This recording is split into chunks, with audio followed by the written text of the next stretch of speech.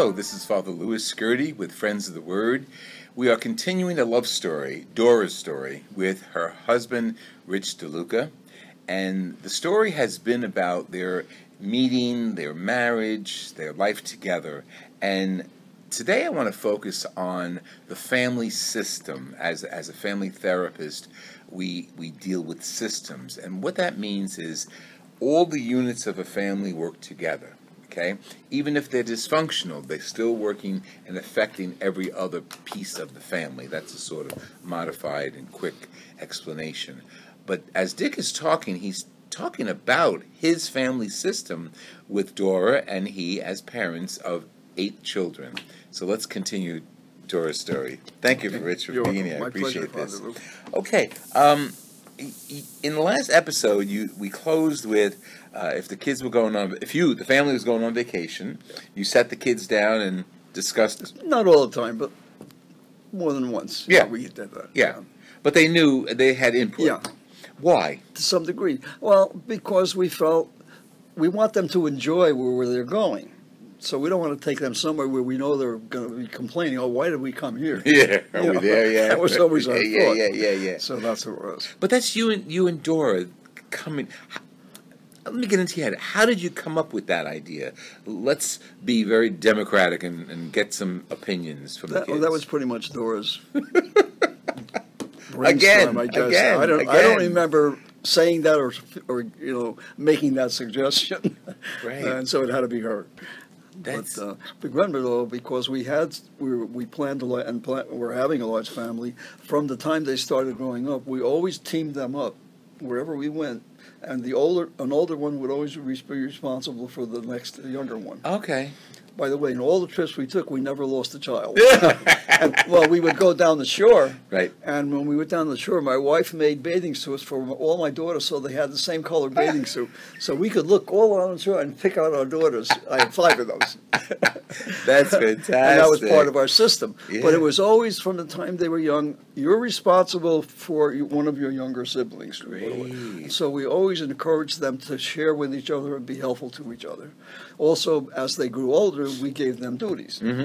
Great. You ask any of my children, they had there was a list on the refrigerator. Who's gonna set the table? Who's gonna wash the dishes, or who's gonna pick them up after that? Who's gonna make whatever? Yeah. And that's what we did. Excellent. Because so no entitlement. Everybody had no entitlement. Everybody has to contribute. Well, we try to encourage that. It was a strong work ethic. Yeah, that comes from us because we grew up during the Depression. Good, and you worked. You worked our butts off. We worked a lot. Anyway, yeah. So we got and by the way, our kids every time they got a job somewhere, it was interesting because on many occasions I remember walking in to pick up my daughter. She worked in a shop where a woman sold like textile material. This lady said to me, where did you get this kid from? She's the best worker I ever had. And I heard that from just about every employer of every one of my children said, this child is an exemplary worker. Because that was the ethic we imposed on them. We really said, listen, when you work, you have to be responsible. You have to take responsibility for your job. You have to do the best you can. Even if you hate the job, do it well. So important. And that's the family system, the family motto. Yes. Do the best you can. Take responsibility. That's right. That's simple, but difficult to carry out. And sometimes you have to remind children. But successful. Of course. They're children, exactly.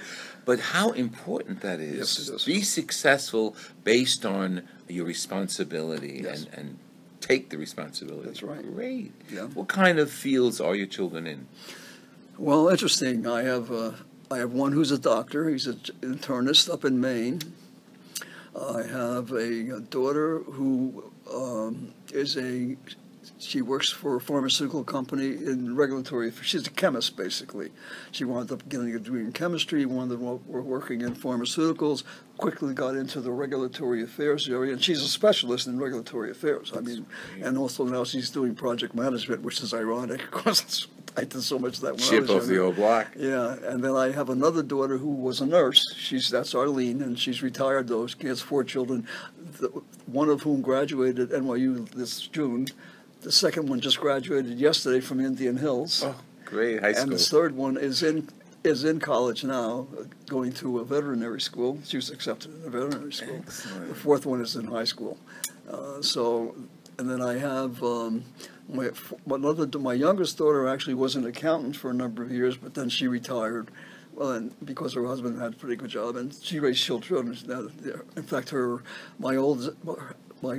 son just graduated Wayne Hills. Okay. And he got into Virginia Tech for computer science. God bless him. That's great. Very great privilege. That's great. And she has a daughter and another son.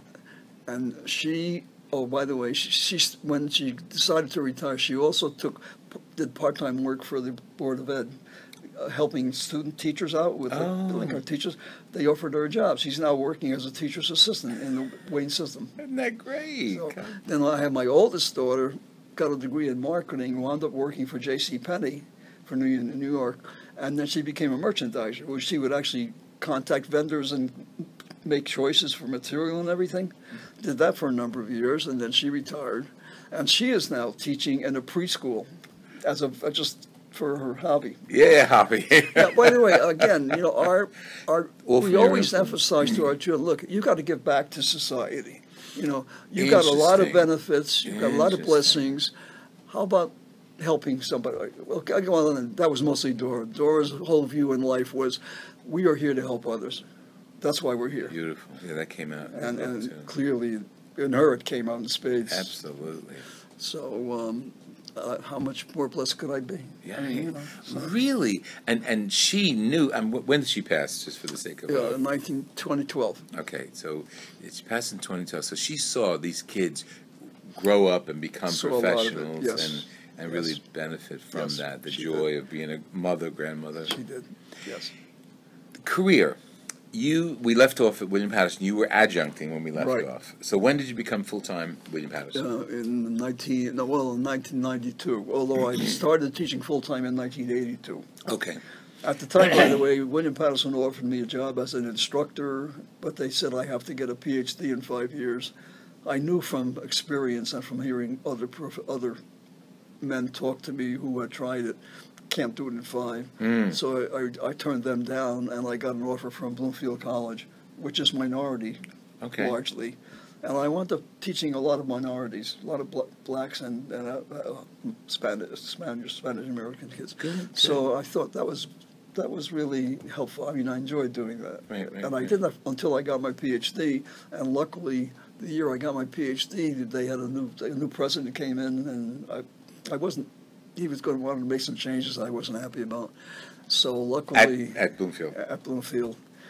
Plus, I had exceeded the time I was supposed to get my doctorate because I was finishing it. Yes. And the faculty decided they couldn't give me tenure at that point, so I decided. And William Patterson offered me the job. Great. So I went to William Patterson. That was '92. I taught until 2000 when my wife retired. I retired officially then, but they kept me on staff to teach because they wanted me to keep teaching for another 10 years. So officially, I retired at age 80. God bless you. So, and Dora taught 6th grade, was it? No, 1st grade. 1st grade. Oh, 1st grade. Yeah. And some of the kids remember her. Many her. Years later. There were some of her 1st grade children wrote about how she influenced them. From 1st grade. Yeah. Well, again, when she went to William Patterson, she went largely part-time and to some degree full-time. Got her degree summa cum laude, by the way. Of course. So she was not exactly a dumb person. And when she was hired, she worked for 1 year in Patterson, she was in 4th grade, but then she had done student teaching in Hawthorne. They called her and said, "We have an opening for 1st grade. We want you." So she went to them. She taught for 21 years. Great. Every year she taught, she was nominated Teacher of the Year. Oh, no. And she turned it down because she was too humble. She did not want any recognition. God bless her. God bless her. In fact, well, you might remember reading the testimony of her principal. Yes. Called her the Renaissance woman for good reason. Amazing. And she was always so low-key. But supreme control. I mean, very rarely lost her temper. I mean, I think once I heard her say the word "damn." I mean, that's about the worst I ever heard from her. Coop, I think I said more than that a few times. So tell me, when you argued or had disagreements, how did it go? Well, and this is instructional because you also we would educate. We had a couple of serious ones. The first one, which was with my oldest son, who graduated from Wayne Hills. He was very immature in my mind. But Dora, he wanted to go to Seton Hall because he had friends there, and he was accepted. But I told Dora, he's not going to do well. He's not ready. Let's just send him to a community college. Well, she won the argument. He went. He messed up the first semester. Mm-hmm. And at that point, we both spoke to him and said, Rick, if you do well, this one will continue. Otherwise, you're on your own. Right. The end of the second semester, he was just as bad. Ooh. So and then Dora, by the way, in our argument, she won 99% of them. This is the only one I ever remember she lost. Because a year later, she said to me, Richard, you're right. You were right. Did she call you Richard? Yeah. She always called me Richard. Yeah. She said, Richard, you were right. And so we'd said to him, Rick, you can live here, and we won't charge you rent right now, but you're on your own. You're going to have to really wake up and get serious. Good. And he did. Tough love, kind of. Yeah. But appropriate. Well, I'm living with him. He's living with me now. God bless him. God bless him. Yeah, he's 61 years old. Wow, he's an adult. Yeah. Married, single? Well, he got divorced. His wife was a tough situation. Okay. I don't want to talk about that. Okay, that's right. Okay. So tough love applied to all the children when needed, and constant communication. Yes. What was it like to keep in communication with these kids who are now adults? It wasn't and always easy. In fact, it was harder for me. Dora was always in touch, right down to the little details, but frequently I would get lost somewhere. And is that what's happening? Yeah. Kind of thing. But that was her. My father used to say, I'm always the last to find out.